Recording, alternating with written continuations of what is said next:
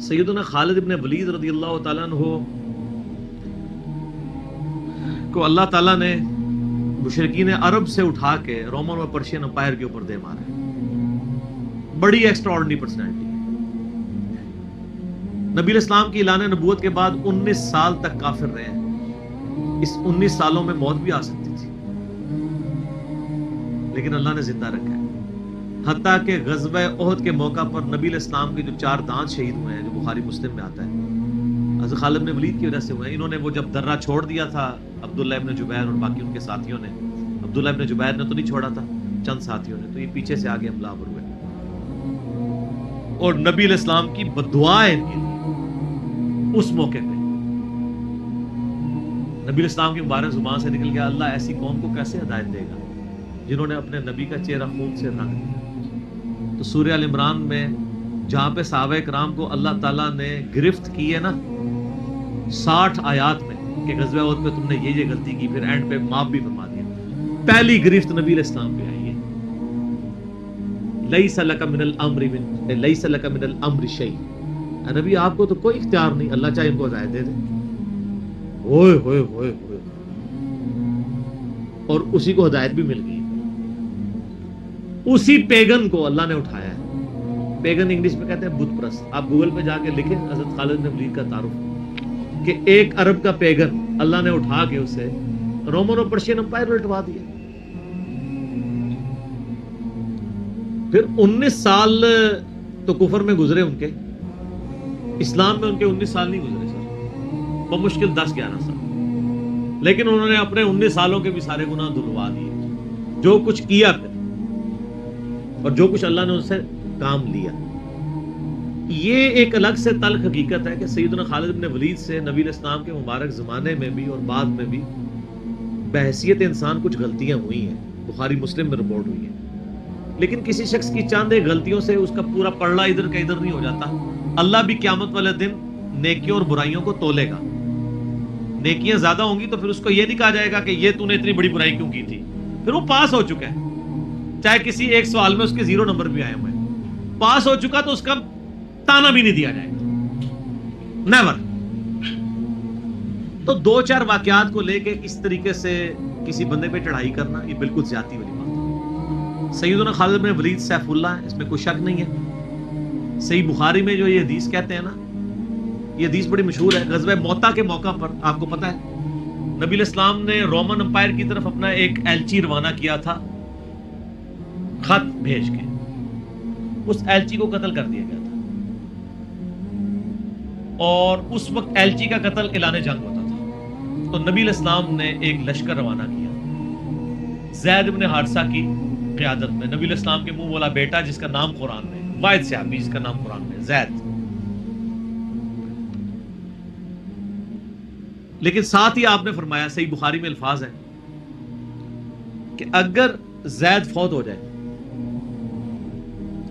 مسند احمد میں ڈیٹیل موجود ہے انہی الفاظ کے ساتھ, کہ زید فوت ہو جائے تو جعفر کو اپنا امیر بنا لینا. جعفر فوت ہو جائے, شہید ہو جائے, تو پھر عبداللہ بن رواحہ کو بنا لینا. اگر وہ بھی شہید ہو جائے پھر تو اپنی مرضی سے کسی کو امیر چن لینا. یہ مسند احمد میں ہے. بخاری میں الفاظ ہے کہ صحابہ کرام کہتے ہیں نبی علیہ السلام مدینہ شریف میں تھے اور آپ علیہ السلام کی آنکھوں سے مسلسل آنسو رواں تھے اور آپ نے کہا کہ میرے زید کو شہید کر دیا.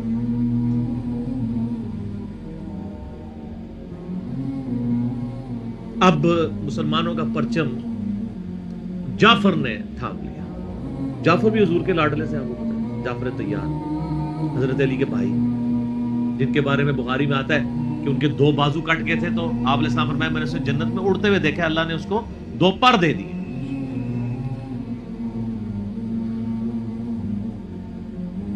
نجاشی کے دربار میں انہوں نے ہی, آپ کو پتہ سورہ مریم پڑھی تھی,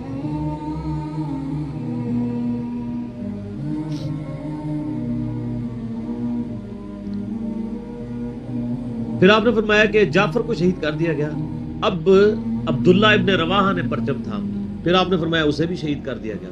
پھر آپ نے فرمایا اب اللہ کی تلواروں میں سے ایک تلوار کو مسلمانوں نے اپنا امیر چن لیا اور میں اللہ سے امید کرتا ہوں اللہ تعالیٰ اس کے ہاتھ پہ فتح دے اور فتح ہو بھی گئی. یہ بخاری کی جو حدیث ہے نا, اس کے اوپر امام بخاری نے باب باندھا ہے مناقب خالد ابن ولید.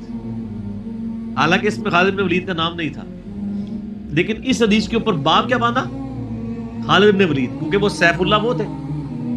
سیوف من سیوف اللہ، اللہ کی تلواروں میں سے ایک تلوار کے ہاتھ میں جھنڈا آ گیا، اللہ تعالیٰ فتح دے گا، فتح ہو گئی. اس کے 3-4 طریقے بخاری میں، باقی طریق کے اندر نہ خالد ابن ولید کا نام بھی موجود ہے کہ خالد ابن ولید کے ہاتھ میں اب پرچم آ گیا، اللہ نے فتح دے دی.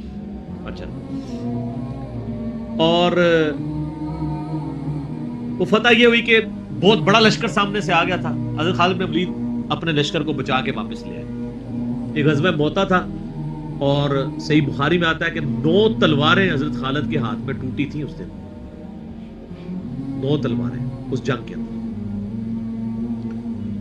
واپس آ گئے. پھر بعد میں خیر وہ ایک رومن امپائر والا پھر یرموک پہ جا کے کنکلوژن ہوئی نا. یہاں پہ بخاری میں الفاظ ایک طریق میں خالد بن ولید ہیں، دوسری میں سیف اللہ، اور امام بخاری نے باب بھی باندھ دیا تو سیف اللہ ثابت ہو گیا. اسی حدیث کا جو طریق مسند احمد میں ہے اس میں الفاظ ہیں اللہ کی تلواروں میں سے ایک تلوار خالد ابن ولید. جامعہ ترمذی میں ایک حدیث صحیح سند کے ساتھ ہے کہ نبی الاسلام کے سامنے سے حضرت خالد ابن ولید گزرے تو آپ نے فرمایا کہ خالد بن ولید کتنا نیک بندہ ہے اللہ کا، اللہ کی تلواروں میں سے ایک تلوار ہے.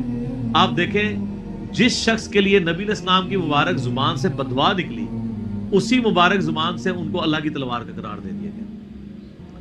ذالک فضل اللہ یؤتی من یشاء، یہ اللہ کی بے نیازی ہے. آپ تو کسی ایسے شخص کو معاف بھی نہ کرتے جس کی وجہ سے نبی کے 4 دانت شہید ہوئے. اللہ دیکھیں کیسے کیسے مجرمین کو معاف کر کے کس ایپیکس پہ فائز کر دیتا ہے، بندے نہیں معاف کرتے. اس طریقے سے صحیح بخاری میں حدیث ہے، حضرت عبداللہ ابن عباس کہتے ہیں کہ مجھ سے سیف اللہ خالد ابن ولید نے خود یہ حدیث بیان کی. تو بخاری میں خود سیف اللہ لقب عبداللہ ابن عباس نے، کہ ایک دن حضرت خالد ابن ولید نبی علیہ السلام کی بیوی سیدہ میمونہ جو کہ میری خالہ بھی ہیں حضرت عبداللہ ابن عباس، ان کے ہاں نبی علیہ السلام کے پاس بیٹھے ہوئے تھے. تو انہوں نے بھونی ہوئی دب لا کے رکھی. عربی میں دب کہتے ہیں، دال با دب. اردو میں ہم اسے وہ گو، ویسے گو کا لفظ اپروپریٹ نہیں ہے، سانڈا لفظ ہے اصل میں. چھپکلی سے تھوڑی سی بڑی ہوتی ہے، حلال ہے کیونکہ یہ سبزی خور ہے. ہاں یہ سبزی خور ہے، عربی بڑے شوق سے کھاتے ہیں. یہ گو دب کہتے ہیں. آپ یوٹیوب پہ بھی دب لکھیں نا تو پوری عربیوں کی ویڈیوز کھل جائیں گی. دب لا کے رکھی گئی بھنی ہوئی. تو حضرت خالد بن ولید کہتے ہیں میں بڑے شوق سے کھانا شروع کیا اور حضور مجھے بڑے دیکھ رہے تھے ایسے، وہ اتنے ذوق و شوق سے کھا رہے تھے. تو میں نے کہا یا رسول اللہ آپ بھی؟ تو آپ فرمایا کہ میرے علاقے کی غذا نہیں ہے، میں نہیں کھاتا، یعنی حرام. ان کا یا رسول اللہ کیا حرام ہے؟ آپ فرمایا حرام نہیں ہے، مجھے پسند نہیں ہے. اس سے یہ بھی بات پتہ چلی کہ اگر کسی کو کوئی رزق پسند نہ ہو تو اس میں کوئی گناہ اور عیب والی بات نہیں ہے. یہاں تو کہتے ہیں جس کو کدو پسند نہیں ہے اس کی گردن اتار دو. کہنا نا قاضی ابو یوسف کی طرف ایک جھوٹا واقعہ مشہور کیا ہوا ہے. وہ اللہ نے یعنی اتنی چیزیں اس لیے بنائی ہیں نا، کسی کو ایک چیز پسند ہوگی کسی کو دوسری، تو اس میں بھی سیف اللہ کے الفاظ ہیں. اس کے علاوہ صحیح مسلم میں ایک حدیث ہے، آپ کو پتا ہے ذوالخویسرہ التمیمی نجدی خبیث جس نے کہا تھا اے محمد اللہ سے ڈر اور انصاف کر. بخاری مسلم دونوں میں آتا ہے. تو آپ فرمایا اگر میں انصاف کرنے والا نہیں تو کون ہے؟ تو وہاں پہ الفاظ ہیں مسلم شریف میں، یہ بخاری میں بھی حدیث ہے، مسلم کے الفاظ ہیں کہ حضرت عمر فاروق رضی اللہ عنہ کا یا رسول اللہ اجازت ہے میں اس منافق کی گردن اڑا دوں. اور وہاں پہ الفاظ ہے پھر سیف اللہ خالد کھڑے ہوئے، وہاں بھی لفظ ہے سیف اللہ. انہوں نے کہا یا رسول اللہ اجازت دیں.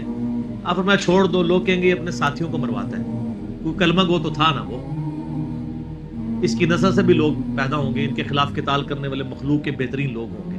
اور ابو سعید خدری کہتے ہیں کہ وہ حضرت علی کے زمانے میں جب یہ ظاہر ہوئے تو حضرت علی کے ساتھ مل کے ہم نے ان خوارج کے خلاف قتال کیا تھا. تو یہ مسلم میں بھی سیف اللہ کے الفاظ موجود ہیں. باقی حضرت خالد بن ولید رضی اللہ تعالیٰ عنہ کی پرسنالٹی یعنی بڑی ایکسٹراڈنری ہے. آپ دیکھیں کہ آلموسٹ ان کی جو عمر مبارک ہے وہ بلو 45 تھی جب وہ فوت ہوئے حضرت عمر کے دور کے اندر. حضرت ابوبکر صدیق کے دور کے اندر وہ آرمی چیف تھے. وہ سر عمر سیریز پھر دیکھیں تو آپ کو پتہ چلے. انہوں نے ایک ایک چیز فلمائی ہے. مسلمہ کذاب کے خلاف قتال میں کون لیڈ کر رہا تھا؟ خالد بن ولید. جتنے عرب کے قبائل مرتد ہوئے ہیں ان کے خلاف حضرت خالد بن ولید کو بھیجا. اور اس کے بعد پرشین امپائر کا جب جہاد شروع ہوا ہے تو شروع کی ساری مہمات میں حضرت خالد بن ولید تھے. تو کرتے کرتے اس دوران کچھ واقعات رپورٹ ہوتے تھے ایسے. حضرت ابوبکر صدیق سے حضرت عمر مخالفت کرتے تھے. وہ کہتے تھے یہ اپنی طرف سے کچھ ڈیسیژن کر لیتا ہے, اس کو چاہیے کہ امیر کی اطاعت کرے. تو حضرت ابوبکر صدیق کہتے تھے کہ اگر وہ میرے حکم کا انتظار کرے گا تو 1 مہینہ تو خط پہنچنے میں لگے گا, ایک جانے میں اس وقت تک اس کے ہاتھ سے موقع ہی نکل جائے. تو میں نے اسے اختیار دیا ہوا ہے. وہ موبائل فون یا کوئی اس وقت واٹس ایپ تو ہے نہیں تھا. لیکن حضرت عمر ذرا ڈسپلن کے بہت سخت تھے. وہ کہتے تھے اس طرح ان کو خود ڈیسیژن نہیں لینا چاہیے, کیونکہ اس میں 1-2 مسئلے ان سے مس ہینڈل بھی ہو گئے تھے. تو جب اتنے بندہ کام کر رہا ہوتا ہے 1-2 مسئلے تو مس ہینڈل ہو جاتے ہیں. ہم سمجھتے ہیں مس ہینڈل ہونے کا مطلب ہے 0 سے ملٹیپلائی.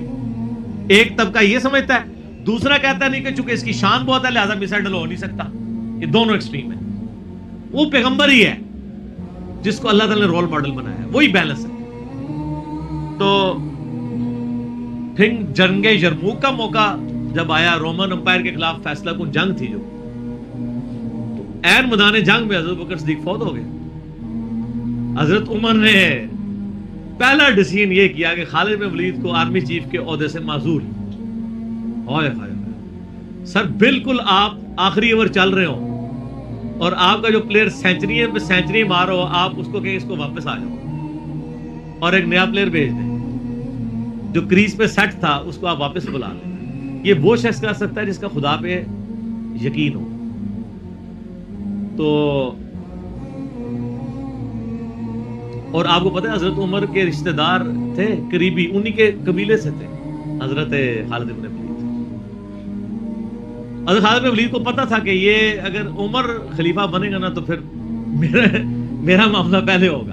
اور وہی ہوا. ابو عبیدہ ابن جراح کو بنا کے بھیج دیا. لوگوں میں بڑی چیما گوئیاں شروع ہوئی کہ لو جی سب سے بڑی آرمی کے خلاف جنگ ہو رہی ہے, سب سے بڑی سپر پاور, اور عین میدان جنگ میں یہ ڈیسیژن کر دیا ہے, اگر مسلمان ہار گئے پھر کیا ہوگا. یہ وہ اللہ نے فتح دے دی.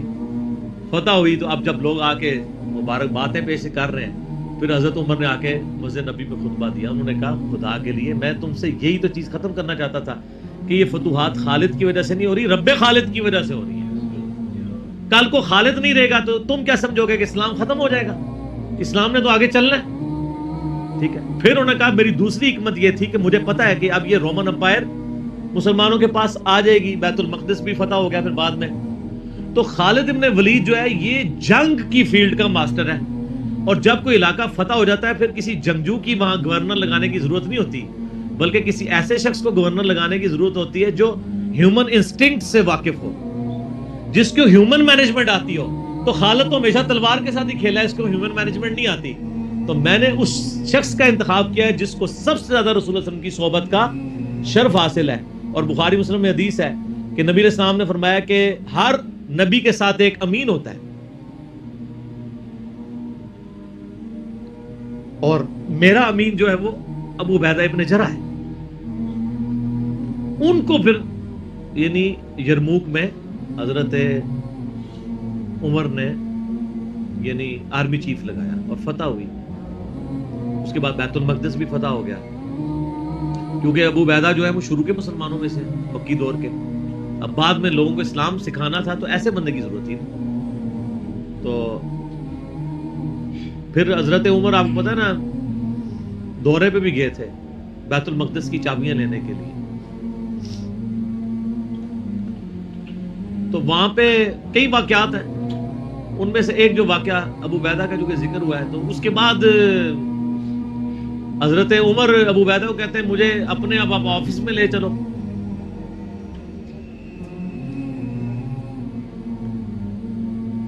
دنیا کی سب سے بڑی سپر پاور فتح کی ہو جس بندے نے, آپ سمجھیں کہ ایک بندے نے امریکہ فتح کیا ہے, کسی جنرل نے, واشنگٹن ڈی سی میں اس کا آفس تو ہونا چاہیے.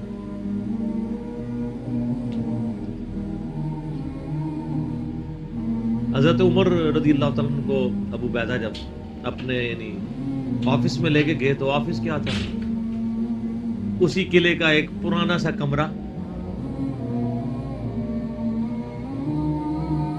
جس کے ایک کونے کے اوپر مصلی بچھا ہوا ہے، ایک وضو کی جگہ ہے، لوٹا پڑا ہوا ہے. یہ کل کائنات ہے. اس آفس کی جو سب سے بڑی سپر پاور کو جس بندے نے گرایا، ابو عبیدہ ابن جراح نے. حضرت عمر رضی اللہ تعالیٰ عنہ کی آنکھوں میں آنسو آ گئے. انہوں نے فرمایا کہ دنیا نے